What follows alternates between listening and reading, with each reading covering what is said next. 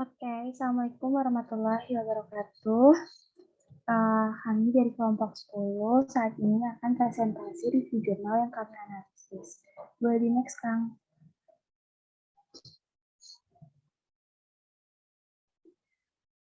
Oke, untuk anggota kelompok 10 sendiri, yang pertama itu ada Farelia Ashifa dengan NPM 24011019045, Muhammad Reza Pratama dengan NPM 24011019047, Tasya Hoirunisa dengan NPM 24011019063. Next, Kang.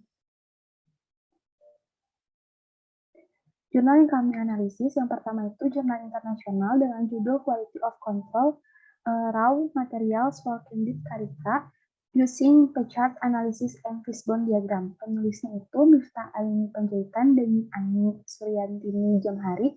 Waktu publikasinya Agustus 2019. Selanjutnya akan dijelaskan oleh rekan saya. Next, Kang. Ya, baik, selanjutnya merupakan bagian introduction atau pendahuluan.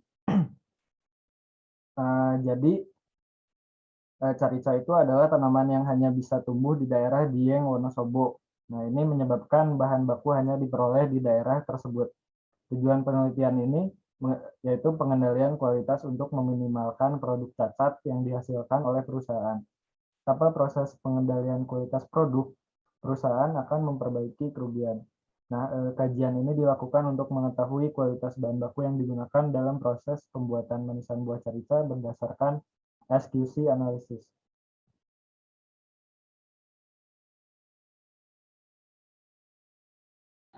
Selanjutnya, metode yang dilakukan pada jurnal ini, yaitu penelitian ini dilakukan di CV Wasa Food Berkah Makmur, di mana ini merupakan salah satu perusahaan yang mengolah buah carica menjadi manisan. Desain penelitian yang digunakan itu adalah kuantitatif yang berbentuk deskriptif, yaitu dengan menjelaskan dan mendeskripsikan pelaksanaan pengawasan bahan baku carica dan juga faktor-faktor dominan yang menyebabkan peningkatan kualitas bahan baku carica. Nah, pengolahan data yang dilakukan ini selama 6 bulan terhitung dari Januari hingga Juni 2018. Dan untuk analisis data yang dilakukan untuk monitoring bahan baku carica, yaitu menggunakan P-chart dan juga menggunakan Fishbone. Langkah-langkah dalam pembuatan P-chart itu ada 3 langkah, dan untuk membuat Fishbone itu ada 5 langkah. Next, Kang.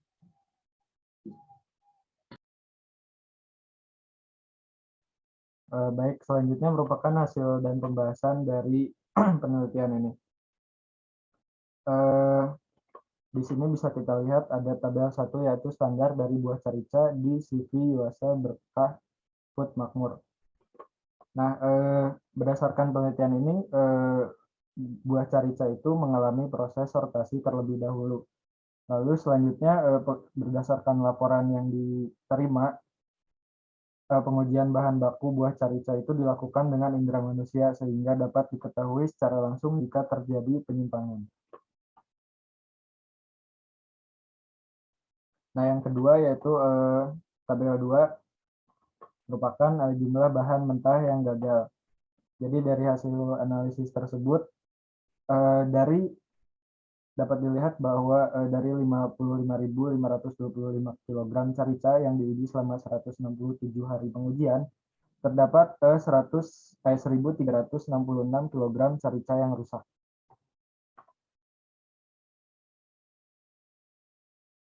Nah, selanjutnya yaitu gambar 1 merupakan jumlah kegagalan bahan baku buah carica pada Januari 2018. Jadi berdasarkan jurnal ini disebutkan bahwa jumlah sampel yang digunakan pada Januari 2018 yaitu sebanyak 6.742 kg. Nah, berdasarkan hasil analisis data, pengujian bahan baku berada dalam batas akses statistik atau dalam kontrol. Jadi proporsi gagal dari rata-rata bahan baku selama Januari 2018 yaitu sebesar 2,91% dari total bahan baku.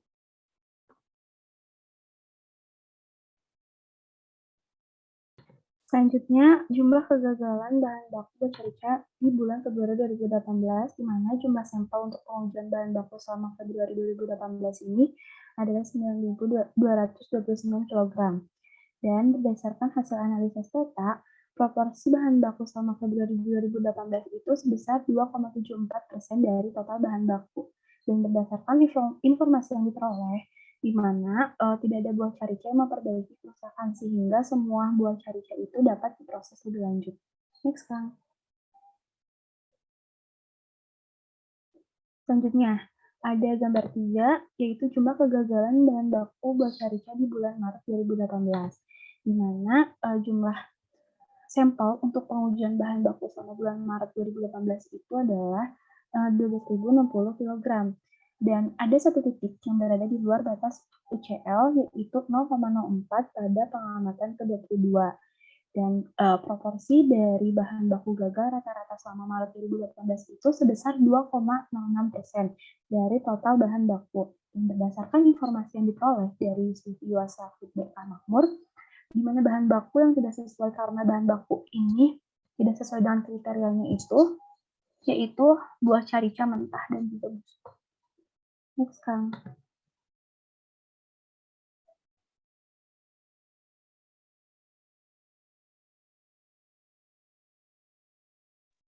Baik, selanjutnya untuk hasil dan pembahasan ada jumlah sampel untuk pengujian bahan baku real selama April 2018 adalah 10,071 kg. Di mana bahan baku rata-rata gagal selama bulan April 2018 adalah sebanyak 2,85% dari total bahan baku real. Sehingga bahan bakunya tidak cocok karena bahan bakunya tidak sesuai kriteria seperti buah carica mentah dan busuk. Selanjutnya ada hasil dan pembahasan untuk MAP, yaitu sampel pengujian bahan baku tersebut adalah 8,291 kg. Pengujian menentukan bahan baku real berada dalam batas akses statistik, sehingga tidak ada buah carica yang memperbaiki kerusakan sehingga semua carica sudah dapat diproses. Selanjutnya, jumlah sampel untuk pengujian bahan baku selama Juni 2018 itu sebanyak 9,132 kg, dan bahan baku real berada dalam batas atas akses statistik, sehingga tidak ada buah carica yang memperbaiki kerusakan, sehingga dapat diproses lebih lanjut.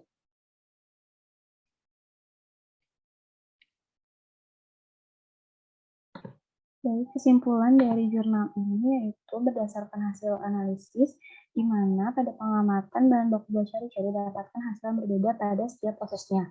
Dan pengamatan bahan baku buah carica dari bulan Januari sampai Juni 2018 itu 2 bulan berada di luar batas kendali atau UCL, yaitu pengamatan di Maret dan juga April.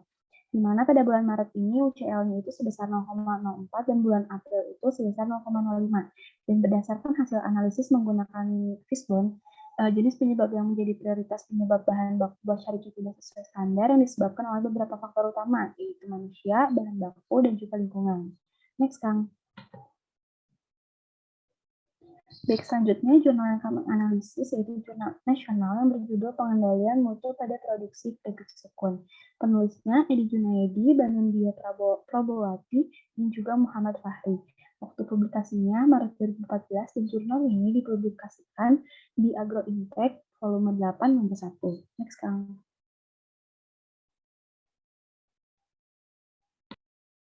Nah, baik, selanjutnya yaitu bagian pendahuluan. Jadi, keripik sukun itu merupakan makanan ringan yang banyak digemari oleh masyarakat. Proses pembuatan keripik sukun mudah dan membutuhkan alat yang sederhana, sehingga keripik sukun ini banyak diminati untuk dijadikan usaha skala kecil. Pentingnya menjaga mutu dalam perusahaan merupakan suatu keharusan karena banyak konsumen yang sangat memperhatikan terhadap produk yang baik dan mempunyai mutu yang baik. Perlu dilakukan pengendalian mutu, baik pengendalian mutu pada bahan baku, proses produksi, ataupun produk akhir keripik sukun.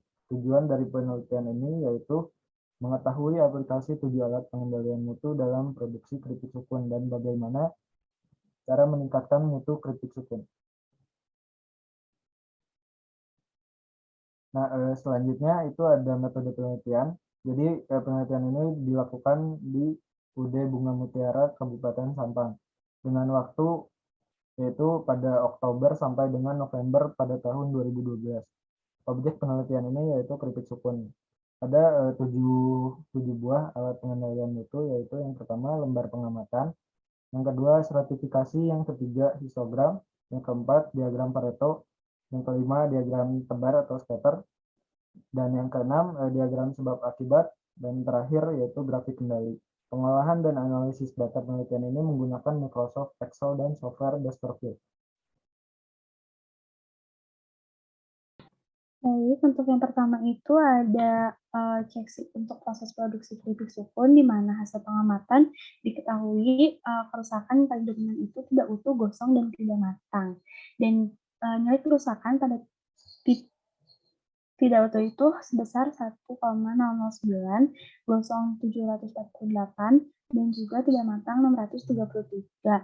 Dan presentasi kerusakan terbesar pada tanggal 7 November yaitu sebesar 3,64%, dan juga kerusakan terkecil itu 13 Oktober sebesar 2,51%. Next, Kang.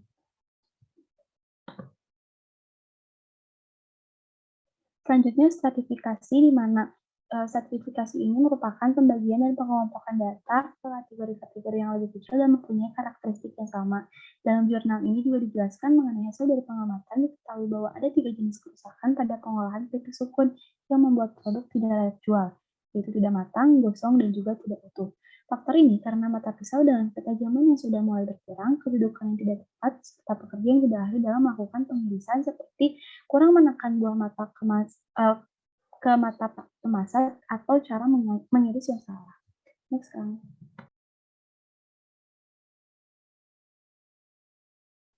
Baik, selanjutnya itu merupakan histogram pada penelitian ini. Jadi histogram ini dibuat untuk mengetahui berat irisan sukun setiap produksi dan juga untuk menganalisis kondisi kepingan pada keripik yang dihasilkan.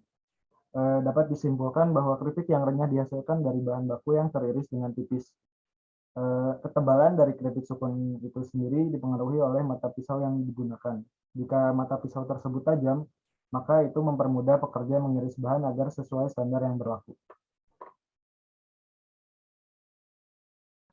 Oke, selanjutnya ada SketchUp diagram. Di sini pada tabel 3 selanjutnya digunakan untuk menyusun diagram tebar, di mana di diagram ini menunjukkan hubungan kecenderungan yang bersifat positif. Nah, semakin banyak jumlah keripik sukun terpengaruh pada semakin banyak jumlah tingkat produksi keripik sukun.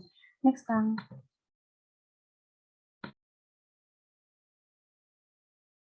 Nah, baik, selanjutnya yaitu diagram Pareto. Jadi diagram Pareto pada penelitian ini digunakan untuk mengetahui jumlah dari cacat keseluruhan selama proses produksi berlangsung. Perolehan datanya sendiri didapatkan dengan selang waktu tertentu.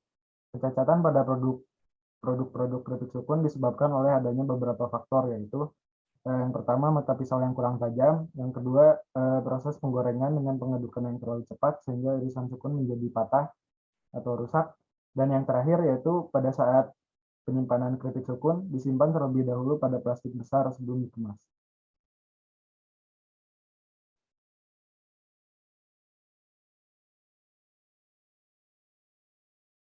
Selanjutnya terdapat diagram sebab akibat, di mana yang dapat disimpulkan bahwa yang mempengaruhi itu ada alat dan juga metode.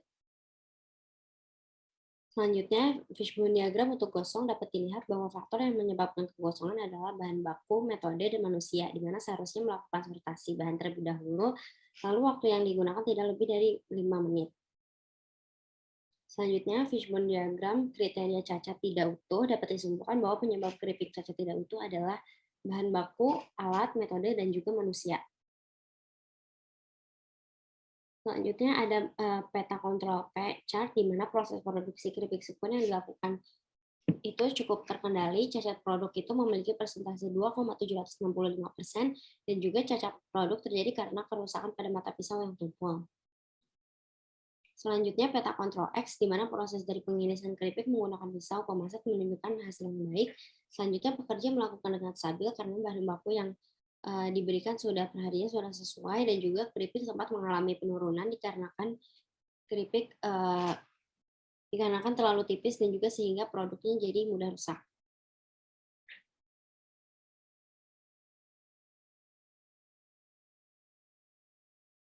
Oke, kesimpulan dari jurnal ini yaitu pada jurnal ini dijelaskan bahwa aplikasi 7 alat pengendali mutu itu yang paling dominan yaitu pada lembar pengamatan, karena di lembar pengamatan datanya sudah mewakili dari ke-6 alat pengendalian mutu. Mungkin sekian dari kelompok kami. Terima kasih. Mohon maaf apabila ada kekurangan dan kesalahan. Wassalamualaikum warahmatullahi wabarakatuh.